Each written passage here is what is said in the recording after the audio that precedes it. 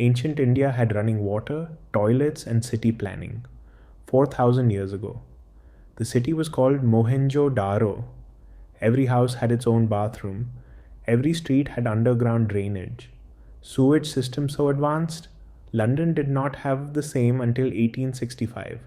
That is 3,700 years later.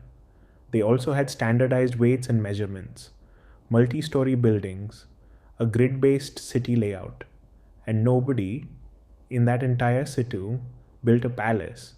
No king, no temple, no throne, just people living well.